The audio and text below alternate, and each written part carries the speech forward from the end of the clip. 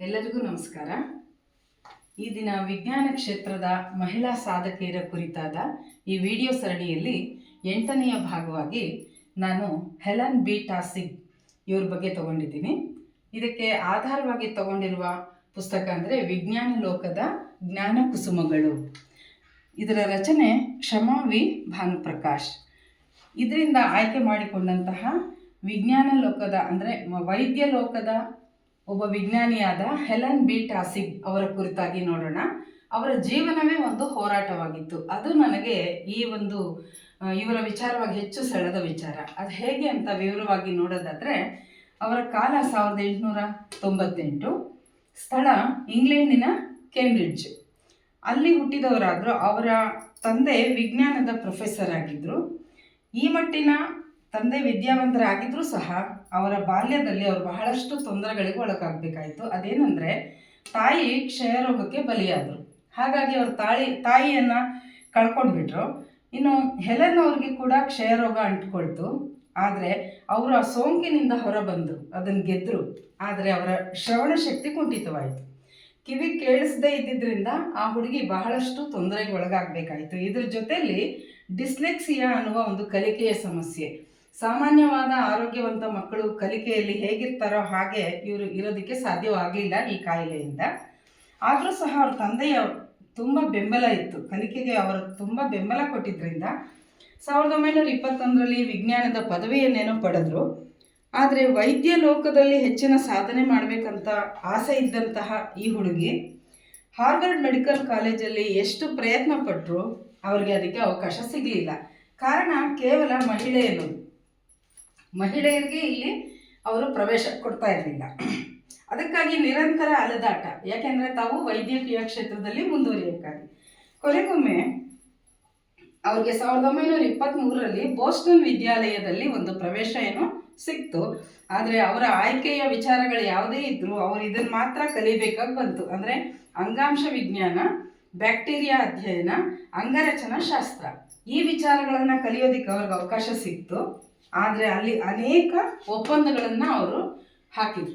ಅಂದರೆ ಒಪ್ಪಂದ ಮಾಡ್ಕೊಳ್ಬೇಕಾಯ್ತು ಅವ್ರು. ಏನಂದರೆ, ಕಲಿಯಬಹುದು ಬೇಕಾದರೆ, ಆದರೆ ನಾವು ಪದವಿ ನೀಡೋದಿಲ್ಲ. ಇದು ಅವರ ಮೊದಲನೇ ಕಂಡೀಷನ್. ಯಾಕೆ ಅಂದರೆ ಮಹಿಳೆಯನ್ನ ಕಾರಣಕ್ಕೆ ಮಹಿಳೆಗೆ ನಾವು ಈ ರೀತಿ ಪ್ರವೇಶ ಕೊಟ್ಟಿರೋದೇ ಒಂದು ದೊಡ್ಡ ವಿಷಯ. ಅದರಲ್ಲಿ ನಾವು ಪದವಿಯನ್ನು ನೀಡೋದಿಲ್ಲ ಅಂತ. ಇನ್ನು ಎರಡನೇದು, ತರಗತಿಯ ಕೊನೆಯಲ್ಲಿ ಮೂಲೆಯಲ್ಲಿ ಕೂತ್ಕೊಳ್ಬೇಕು ಅಷ್ಟೇ, ಎಲ್ಲರೊಟ್ಟಿಗೆ ಒಂದಾಗಿ ಇರೋ ಹಾಗಿಲ್ಲ ಅಂತ. ಇನ್ನು ಮೂರನೇದು ಇನ್ನೂ ಒಂದು ಒಪ್ಪಂದ ಏನಂದರೆ, ಅದು ಸಹಪಾಠಿ ಪುರುಷರೊಂದಿಗೆ ಮಾತು ಕೂಡ ನಿಷೇಧ ಅಂತ. ಒಬ್ಬ ಮಹಿಳೆಯಾಗಿ ತಾನೆಷ್ಟೇ ಪ್ರತಿಭಾವಂತೆಯಾಗಿದ್ದರೂ ಆ ಕಾಲದಲ್ಲಿ ನೋಡಿ, ವಿದೇಶದಲ್ಲಿದ್ದರೂ ಸಹ, ಕೆಲವೊಮ್ಮೆ ನಾವು ಭಾರತದಲ್ಲಿ ಅಂದ್ಕೊಳ್ತೀವಿ, ಹಾಗಲ್ಲ, ವಿದೇಶದಲ್ಲಿದ್ದರೂ ಸಹ ಆಕೆ ಈ ಎಲ್ಲ ಒಂದು ಕಂಡೀಷನ್ಗೆ ಒಳಪಟ್ಟು ಪ್ರವೇಶವನ್ನು ಅಲ್ಲಿ ಪಡೆದು, ಆನಂತರ ಕೊನೆಗೆ ಅವರು ಈಕೆಯ ಸಾಮರ್ಥ್ಯವನ್ನು ಗಮನಿಸಿದಾಗ ಕೊನೆಗೆ ಅವ್ರಿಗೆ ಒಂದು ಪದವಿಯನ್ನು ಕೊಟ್ಟರು, ಕೇವಲ ಅವರ ಸಾಮರ್ಥ್ಯದ ಮೇಲೆ ನೋಡಿ. ಆದರೆ ಮಹಿಳೆ ಅನ್ನುವ ಒಂದೇ ಕಾರಣಕ್ಕೆ ಅಲ್ಲಿ ಅವರು ಅನೇಕ ನಿಷೇಧಗಳಿಗೆ ಒಳಪಡಬೇಕಾಯಿತು. ಹಾಗೆಯೇ ಮುಂದೆ ಅವರ ಕಾರ್ಯಕ್ಷೇತ್ರ ಹೇಗಿತ್ತು ಅಂದರೆ, ಮಕ್ಕಳ ಹೃದಯ ಸಂಬಂಧಿ ಸಮಸ್ಯೆಗಳು ಅವರನ್ನು ಹೆಚ್ಚು ಗಮನಿಸ್ಕೊಳ್ತಾ ಇದ್ರು. ಈ 1927ರಿಂದ ಅವರು ತಮ್ಮ ವೈದ್ಯಕೀಯ ಕ್ಷೇತ್ರದ ಕೆಲಸಗಳನ್ನು ಪ್ರಾರಂಭ ಮಾಡಿದರೂ ಸಹ ಮಕ್ಕಳ ಹೃದಯ ಸಂಬಂಧಿ ಸಮಸ್ಯೆಗೆ ಹೆಚ್ಚು ಗಮನ ಕೊಟ್ಟರು. ಆಗ ಅವರಿಗೆ ಶ್ರವಣ ಸಮಸ್ಯೆ ಇತ್ತಲ್ಲ, ಅದು ಇನ್ನೂ ಹೆಚ್ಚಾಗ್ತಾ ಹೋಗ್ತಾ ಇತ್ತು. ಕಿವಿ ಕೇಳಿಸದೇ ಇರೋ ಥರ ಆಗಿದ್ದರಿಂದ ಅವರು ಆ ರೋಗಿಗಳಂದರೆ ಪುಟ್ಟ ಮಕ್ಕಳಿನ ಸಮಸ್ಯೆಗಳನ್ನು ಮತ್ತು ಆ ತಂದೆ ತಾಯಿಗಳ ಜೊತೆಗೆ ಕೇವಲ ತುಟಿ ಚಲನೆಯಿಂದ ಸಂವಹನೆ ಮಾಡ್ಕೋತಾ ಇದ್ರು. ಮತ್ತು ನಾಡಿ ಬೆರಳುಗಳನ್ನು ಬಳಸಿ, ಸ್ಟೆಥೋಸ್ಕೋಪ್ ಬಳಸ್ತಾ ಇರಲಿಲ್ಲ. ಅದ್ರ ಜೊತೆಲಿ ಅವರು ನಾಡಿಯನ್ನು ಉಪಯೋಗಿಸಿ ಮತ್ತು ಬೆರಳುಗಳ ಸಹಾಯದಿಂದ ಮಾತ್ರ ಅವರು ಕ್ಷಣ ಮಾತ್ರದಲ್ಲಿ ಅರ್ಥ ಮಾಡ್ಕೊಳ್ತಾ ಇದ್ರು ಮಗುವಿನ ಸಮಸ್ಯೆಯನ್ನು. ಆದ್ದರಿಂದ ಅವರು ಆ ಕ್ಷೇತ್ರದಲ್ಲಿ ಉಳ್ಕೊಳ್ಳೋದಕ್ಕೆ ಸಾಧ್ಯ ಆಯಿತು. ಇನ್ನು ನೀಲಿ ಶಿಶುಗಳು ಹುಟ್ಟುತ್ತಾ ಇದ್ರು ಆಗ. ಅಂದರೆ ಹುಟ್ಟುವಾಗಲೇ ಮಕ್ಕಳಲ್ಲಿ ಕೆಂಪು ರಕ್ತಕ್ಕೆ ಬದಲಾಗಿ ಹೆಚ್ಚಿನ ಪ್ರಮಾಣದಲ್ಲಿ ನೀಲಿ ರಕ್ತ ಇರ್ತಾ ಇತ್ತು. ಹಾಗಾದಾಗ ಏನಾಗ್ತಿತ್ತು, ಮಕ್ಕಳು ಹುಟ್ಟಿದ ತಕ್ಷಣ 1 ತಿಂಗಳಲ್ಲೇ ಸತ್ತು ಹೋಗ್ತಾ ಇದ್ರು. ಅದನ್ನು ಗಮನಿಸಿ ಇವರು ಅವರ ಜೀವಿತಾವಧಿ ಅಧಿಕ ಮಾಡ್ತಾ ಇದ್ರು. ಅಂದರೆ ಅರ್ಥ, ಅವರ ಸಮಸ್ಯೆಗಳಿಗೆ ನೇರವಾಗಿ ಏನು ಜೀವಿತಾವಧಿಯಲ್ಲಿ ಅವರು 1 ತಿಂಗಳು ಏನು ಬಾಳ್ತಾ ಇದ್ರು ಅದಕ್ಕಿಂತ ಹೆಚ್ಚು ಸಮಯ ಬಾಳೋದಕ್ಕೆ ಅವಕಾಶ ಮಾಡಿಕೊಡುವಂಥದ್ದಿತ್ತು. ಇದನ್ನು ಅವರು ಇಲ್ಲಿ ನಡೆಸಿದಂತಹ ಒಂದು ಕಾರ್ಯವಿಧಾನ ಮತ್ತು ಆ ಪ್ರಕ್ರಿಯೆಗಳು ಇವರೇ ನಡೆಸಿದ್ರು ಸಹ, ಅಂದರೆ ಹೆಲೆನ್ ಅವರೇ ಮಾಡಿದ್ರು ಸಹ, ಅಂದು ಅವರ ಒಂದು ಸಾಮಾಜಿಕ ಪರಿಸ್ಥಿತಿಯಲ್ಲಿ ಬ್ಲಾಲಾಕ್ ಮತ್ತು ಥಾಮಸ್ ಅನ್ನುವ ಇವರ ಸಹೋದ್ಯೋಗಿಗಳ ಹೆಸರಿನಲ್ಲಿ ಅದು ಉಳಿದಿದೆ, ಅವ್ರು ಮಾಡಿದಂತಹ ಸಾಧನೆ.